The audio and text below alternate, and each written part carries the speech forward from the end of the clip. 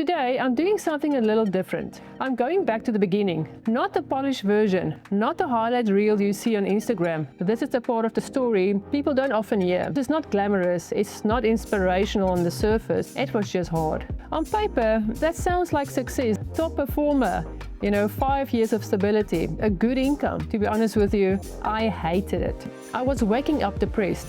I was sitting in the parking lot before work, engine off, not wanting to go inside. Corporate quietly convinces you that you cannot survive without a stable salary. It's almost like they disable your belief in your own capabilities. Working for myself meant that I would never again ask permission for my own time. But this is important. It also meant that every single risk, every decision, every consequence, good or bad, was now entirely mine to carry. No excuses, no blaming leadership or the economy or bad luck. You show up every single day, or nobody else is going to show up for you.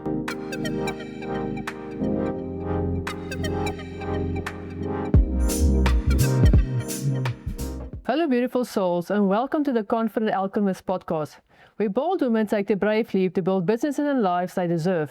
I'm Debbie, and today I'm doing something a little different. I'm going back to the beginning, my beginning. Not the polished version, not the highlight reel you see on Instagram, the real, messy, I sat in a parking lot crying before work version. Over the next 2 episodes, I want to take you through my full journey.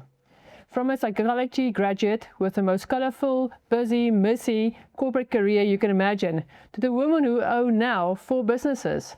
Today, in part 1, I want to share why I became an entrepreneur, the environment that followed finally broke me open, and the mindset shift that had to happen before everything could change. Next week in part 2, I'll take you through the 4 businesses I run today, the pitfalls I'm still navigating right now, in real time, and the advice I wish someone had given me back then. I want you to listen to this not just as a success story, but as permission. Permission to have a messy, non-linear path. Permission to fail at things. Permission to take 20 years to figure out what you were actually meant to do. So let's go back to the beginning. My corporate career was anything but linear. It was honestly a bit of a roller coaster. And I want to walk you through all of it, because I think so many of you sitting exactly where I once sat, thinking that you need one straight career path to eventually become successful. You don't. Let me prove it to you. After finishing my psychology degree, I landed my first real job in marketing at an FMCG company. We launched new products, we did research and development, watched an idea go from a concept on paper to something sitting on a shelf in stores. I genuinely loved that. There was something magical creating something from nothing and watching people actually buy it. From there, I moved into nutraceuticals as a brand manager. This is where things got really exciting for me. I launched products that many of you probably used yourself. Things like Probiflora, Bestem, GastroAd, and products containing probiotics that are still on the shelves today. I was building a real career. I was good at what I did. And then, life threw its first curveball. I was in a car accident and needed a back operation, and had to resign because of it. That forced pause became my very first entrepreneurship. I opened a Sandwich Baron franchise in 4 ways. Now let me tell you, I learned more about human nature, about staff management, about everyday grind of the food industry in that one venture than I did in all the years of corporate. And I also learned something equally important. I never wanted to do that again. The food business was not my calling. But it taught me resilience, and it taught me that failure is not the end, it's data. I did very well there and then sold the business. From there, I did something completely unexpected. I taught myself graphic design. No formal course, no degree. Just a determination and YouTube tutorials. It paid off.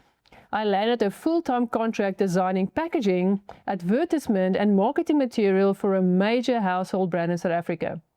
I was thriving, and then a recession hit. About 300 of us were retrenched in one single announcement. Just like that, gone. I couldn't find a work for an entire year, a full year. I lost everything I have built. This is the part of my story people don't often hear, because it's not glamorous, it's not inspirational on the surface. It was just hard. I lost my house, my car, even a relationship. Eventually, I opened a small boutique with a business partner. It did reasonably well in the beginning. There was excitement, there was hope, but the location worked against us, and slowly it became more of a money pit than a business. We had to close it down. Then, out of necessity, I fell into online cold calling sales. To be honest with you, I hated it. Genuinely hated it. But I pushed through because I had bills to pay and a reputation to rebuild. And eventually I became one of their top sales reps. That sales experience led me into the printing and signage industry. First at a small company, and when they closed down, I moved into a much bigger printing and signage business, where I stayed for 5 years. 5 years. Being one of their top sales reps month after month. On paper, that sounds like success, doesn't it? Top performer, 5 years of stability, a good income. But underneath all of that, something was quietly breaking. That last printing and signage business was without question the most toxic environment I've ever worked in. And I want to be really specific about what that actually looked like. Because I think a lot of you are living this right now, and you just don't have the language for it yet. I was good at my job, generally good. But leadership and the culture were brutal. I felt like a number on a spreadsheet, not a human. I was constantly pushing against the grain, fighting for ideas that got shut down, fighting for basic respect, fighting just to feel like my contributions matter. At the same time, and this is something I don't often talk about, I was quietly going through, I can only describe as a midlife crisis. But 40 years old, I was waking up depressed, actually depressed. Not just tired, not just stressed, depressed. I was sitting in the parking lot before work, engine off, just staring at the building, not wanting to go inside, wondering why I keep on selling my soul piece by piece to a company that will replace me in a heartbeat, and never think twice about it. I used to ask myself this question that I now ask my coaching clients all the time. If someone handed you 2 million rand right now, what would you open? And every single time my answer circled back to I already knew, the skills, printing and signage. But I would immediately tell myself, no, I never wanted to own a company in that industry. It's cutthroat, it's deadline driven, it's high adrenaline, high stress, and honestly, quite a dark industry to be in. I wanted no part of owning it. And then, 2020, COVID hit. And my company sat us down and told us that for the next 6 months, we would not receive a full salary, and there would be no commission at all, zero. That familiar, sickening pit in my stomach returned. The fear of losing everything again, of not being able to pay my bills, of continuing to stay loyal to a company that already showed me on black and white that they are not loyal to me. That was my final straw. But I need to back up a little bit, because the seed for the real change was really planted a few months earlier, back at the end of 2019. At a weekend event, completely by accident, I met 5 life coaches. And in one very specific moment, literally walking barefoot across burning hot coals, something inside me shifted permanently. I can't fully explain the science of it, but I knew, without a single doubt, that my life had to change immediately. Because if it didn't, something was going to give. And I knew, deep down, it was going to be my health. From all the accumulated stress and unhappiness I've been carrying for many years. That Sunday, sitting there with a completely new mindset, I decided that I was going to become a coach. I got my certifications in 2020, but even with the certifications in hand, I didn't leap immediately. Fear held me back. It was that COVID announcement, the confirmation that I wouldn't be paid properly, that my loyalty meant absolutely nothing to them, that gave me the final push. I made a decision in that moment. I was never again going to put myself in a position where I could lose everything again because of someone else's choice. I resigned mid-2020. I started my own business, coaching business, in 2021. The biggest mindset shift I had to make wasn't about strategy or business plans or marketing funnels. It was about belief, pure fundamental belief in myself. Here's what I've come to understand. Corporate quietly convinces you that you cannot survive without a stable salary. It's almost like they disable your belief in your own capabilities, because you become so financially dependent, so desperate for that predictable paycheck, that stepping away starts feeling genuinely impossible, even dangerous. I had to sit myself down, metaphorically, and say, Debbie, you have the skills. You know exactly what you are doing. Why on earth are you going to do it for someone else's profit instead of your own? I knew it was going to be hard. I knew that will be no safety net handed to me. So I made a decision that I don't necessarily recommend to anyone, but it was right for me. I tapped into my retirement fund to give myself a runway. I scaled my lifestyle down. I said to myself out loud, I am going to do this. And fear, real paralyzing fear, nearly stopped me more than once. There were days I genuinely considered going back to corporate. I knew certain printing companies would take me back immediately, no questions asked. But then I would ask myself, why would I go back to a place that made me so profoundly unhappy?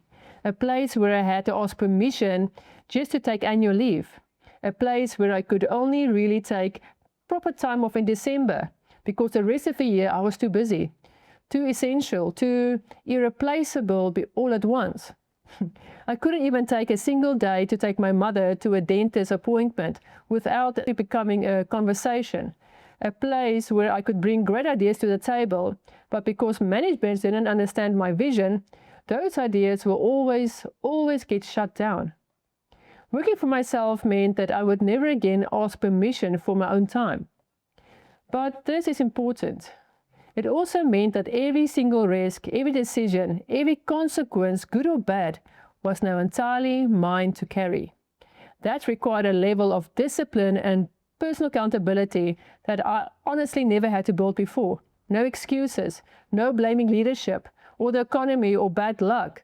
You show up every single day, or nobody else is going to show up for you. A lot of old habits had to die in that season. A lot of old fears had to die. And in their place, a brand new belief had to be born. The belief that I could get paid for my own skills by myself as long as I were resourceful enough to go out and find the work. Even stepping into coaching, there were naysayers. People who quietly questioned why, after all these years of bouncing between corporate roles and printing and signage, I suddenly thought I could become a credible life coach. And if I'm honest with you, I questioned it myself too. But after my first few genuinely successful clients, after the reviews started coming in on Google, I began to build that confidence muscle from the inside out. I realized that I actually had a story worth telling, a life of hard knocks, real adversity, some failures, some wins, and that story could genuinely help other people navigate their own. On a deeply personal level, when I think about everything I've survived since I was a child, through some genuinely horrifying relationships in my adult life, I look at where I stand today, on my own 2 feet. The transformation from 2021 until now is honestly being the biggest transformation of my entire life. Some days I barely recognize the woman I used to be, the one who needed outside validation, the one who needed a stable salary to feel remotely safe in the world. Today, I know something different. I am the master of my own reality. I'm the creator of what comes next. Nobody's coming to save me. Nobody ever was. I have to show up for myself, fully, every single day. And that, beautiful souls, has made the difference. That's part one of my story. The winding corporate chapters, the breaking point that finally cracked me open, and the belief that had to become completely rebuilt from the ground up before I could take a single brave leap forward. Next week in part 2, I'll take you in the 4 businesses I run today. The real, unglamorous pitfalls I'm still working through right now, in this very season, and the advice I genuinely wish somebody handed me before I actually took on these businesses. I want you to sit with this question this week.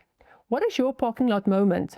The one where you know, deep in your bones, that something has to change.